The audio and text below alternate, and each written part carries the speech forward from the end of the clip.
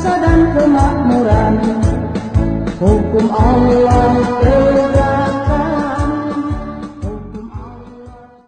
Kalau menurut saya sederhana, saya sepakat dengan apa yang disampaikan Bang Asari Usman bahwa kalau dilihat dari peran pers, sebenarnya salah satu diantaranya di samping melakukan pendidikan, pencerahan, hiburan, atau satu lagi adalah perjuangan.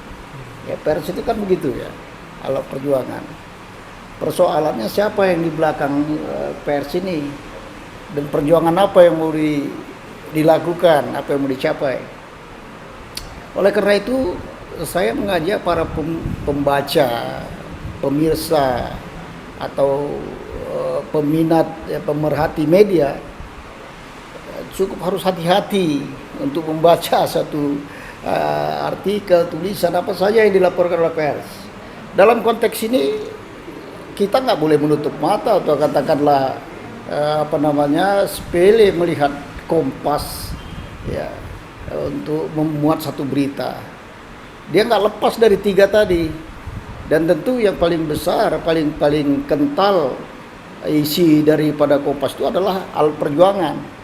Kompas punya misi untuk berjuang gitu. Nah, jadi jangan lupa itu. Tentu berjuang atau nilai yang diperjuangkan adalah nilai Kompas ya. Nilai Kompas itu apa? Ya dengan itu udah terlihat ya. Walaupun dia minta maaf, tapi itu kan ya namanya rasanya sulit juga untuk menyatakan itu kesalahan. Sekelas Kompas salah itu, dan salahnya setelah dikritik, ya kan gitu. Nah, itu sulit lah untuk memahaminya. Jadi ya barangkali dia juga ingin mengobati perasaan pembaca ya supaya tidak terjadi hal-hal apa, ya bagus, kita mengapresiasi itu. Tetapi sepanjang yang kita tahu, Kompas kan punya misi sendiri. Dan kalau kita buka-buka misalnya latar belakang pemberitaan, gaya pemberitaan, mulai masalah pilkada di 2016 atau 17 ya dengan Ahok, dia juga tidak mendukung Anies. Dan tentu sekarang ini juga mau mendekati pemilu, apalagi pilpres, di mana Anies itu sepertinya di atas angin dari tokoh-tokoh yang akan ditampilkan, dan itu yang mungkin dalam pandangan Kompas itu tak sejalan dengan misinya. Jadi ini harus dikatakanlah bagaimana meredam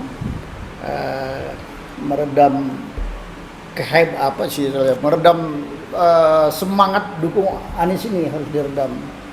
Nah, dan sekarang kan kita banyak mendengar celotehan, isu yang dilemparkan kepada Anies. Salah satu diantaranya kadrun, ya kan? Ya, ini kan nilai apa, kadrun, kemudian politik identitas begitu.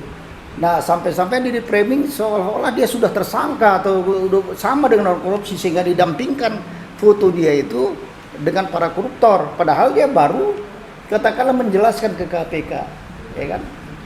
Nah, sebegitu banyak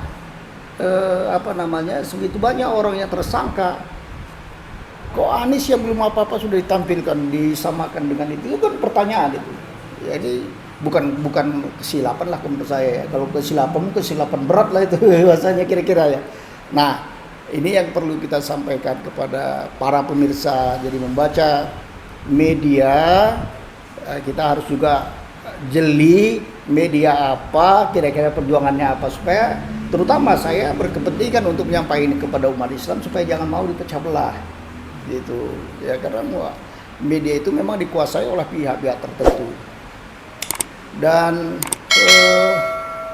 kalau fair play ya, jujur kita, kalau misalnya fair play itu dalam pengertian berimbang berita, saya berkeyakinan bahwa berita-berita tentang Anies ini jauh lebih positif daripada pendahulunya Ahok atau siapapun ya, sepanjang ada gubernur DKI yang dahulu-dahulunya. Nah itu. Yang kedua, memang apa tujuan menyebut bahwa tidak lagi sesuatu yang luar biasa kejahatan korupsi ini juga menjadi pertanyaan. Apakah ini sekedar untuk mengatakanlah Ya karena orang sudah korupsi semua, maka semua nggak lagi masalah gitu kan. Jadi kalau satu kampung itu orang semua katakan rada-rada miring, ya miring itu dia normal. Yang nggak miring malah nggak normal, ya kan gitu. Nah itu artinya menggambarkan bahwa memang kita ini sudah berpenyakit semua, apa yang dikatakan Mahfud MD bahwa negeri ini sudah cukup ngeri dengan korupsinya di mana-mana, semua sektor, parlemennya begitu, kehakimannya atau pengadilannya begitu, pemerintahnya, birokratnya begitu. Nah ini memang sudah dianggap normal. Ya jadi dengan begitu kita sudah menunjukkan bahwa negeri ini sudah yang luar biasa kebobrokannya, ya kan? Cuma kita jadi prihatin kalau ini yang sudah terjadi. Ya. Itu artinya gagal pemerintahan kita ini, tidak menciptakan suasana negara yang bermoral. Itu kan moral hazard luar biasa sudah. Ya. Kalau sudah sempat namanya korupsi sudah yang biasa, itu luar biasa. Dan yang menarik buat saya adalah apa yang dilakukan oleh pemerintah yang memberi remisi kepada para koruptor. Ini sesuatu yang luar biasa menurut saya. Ya, jadi kalau kita bandingkan bahaya atau kerusakan yang ditimbulkan oleh korupsi dengan bahaya atau kerusakan yang ditimbulkan oleh orang-orang yang disebut sekarang ini ditangkapin ini, yang dituduh dengan terorisme, radikalisme, itu jauh lebih berbahaya yang dibuat oleh koruptor. Dengan korupsi ini negara ini habis jadi miskin, harta negara banyak yang terjual, dikuras habis oleh mereka-mereka yang korupsi. Sementara orang yang ditangkap dengan korupsi, radikalisme, nggak ada berbuat apa-apa dia. Katakanlah kalau dia melakukan sesuatu, katakan sepanjang sekarang ini, sepanjang yang ada istilah apa, yang dibunuh itu paling banyak 100 orang. Katakan yang paling banyak itu di mana? Di Bali, 98 orang atau 88 orang. Mesti nggak ada Densus 88, ya. Katakan 100, 150. Sama yang lainnya belakangan 150, tapi itu di satu lokal, jumlah terbatas. Kalau korupsi, semua rakyat Indonesia jadi miskin.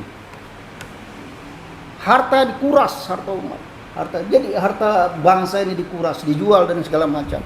Ini memiskinkan semua. Jadi kalau ada orang mau menggiring ini sesuatu yang biasa, itu luar biasa juga, itu kejahatan menurut saya. Oleh karenanya, korupsi ini nggak boleh main-main. Dan itulah yang membuat negara ini sekarang kacau karena korupsi semua. Pengadilannya nggak bisa dipercaya karena korupsi. Anggota dewannya nggak bisa dipercaya karena melahirkan undang-undang yang berbau korupsi, jual beli. Kemudian apa lagi? Pemerintahannya sudah bersifat berbisnis karena memang korupsi. Ya kan semua aturan begitu. Jadi ini memang suasana yang sangat luar biasa menurut saya kalau ada yang mau menggiring ke arah itu, dan kita menyesalkan itu. Kalau ada upaya-upaya meremisi para koruptor. Koruptor itu harus katakanlah diperlakukan sebagai kejahatan yang luar biasa, melebihi dari apa yang dituduhkan kepada orang-orang yang disebut radikal dan terorisme. Nah, jadi selain dimiskinkan, kemudian juga harus ditahan. Nggak ada cara lain untuk itu. Oleh karena itu sebenarnya kalau dalam pandangan Islam, begitu jahatnya kejahatan ini, sehingga memang harus ada tanda buat dia bahwa adalah dia penjahat. Apa itu tandanya? Dipotong tangannya, ya, potong tangannya. Ya terserah ukurannya, apakah jarinya atau apa, itu lainlah sesuai dengan tingkat kejahatannya kan. Tetapi itu akan memberi orang ini penjahat loh. Jangan macam sekarang sudah korupsi miliaran, triliunan, enak saja lari, atau waktu di KPK dada-dada lagi senyum-senyum. Ini kan luar biasa, di sementara orang mencari makan sesuap pun payah, gitu. Oleh karena itu ini saya melihat ya apa yang diberitakan oleh Kompas ini menunjukkan bahwa ada satu pertarungan di kita ini, ya.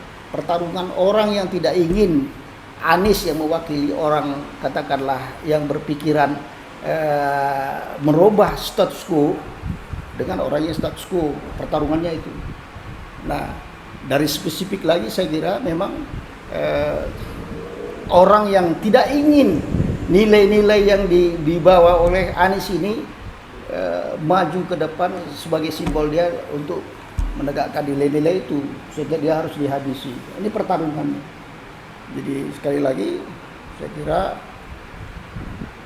terutama rakyat yang ada di bawah ini memang harus cerdas membaca berita, ya. Jangan termakan. Kenali medianya, ketahui misinya, kemudian ambil kesimpulannya apa. Itu tidak terlepas dari nilai perjuangan yang mereka juangkan. Bukan lagi katakanlah kita berjuang untuk negara. Kalau negara sederhana sih. Kalau berjuang untuk negara itu sederhana. Korupsi, kejahatan, ya kan? Radikalisme ini kejahatan sejauh mana dia kejahatannya itu? Dia hukumannya setimpal. Nah kemudian begitu juga mana yang benar didukung, mana yang untuk kemaslahatan umat dan negara ini didukung. Jadi tidak ada upaya untuk menekan apa menghabisi dan segala macam. Nah, itu kalau untuk betul-betul untuk negara. Tapi kalau untuk kepentingan kelompok dan apanya, inilah yang dilakukan oleh media-media tanda kutip yang memperjuangkan milik sendiri. Saya kira itu untuk saya. Negara, bangsa dan kemakmuran, hukum Allah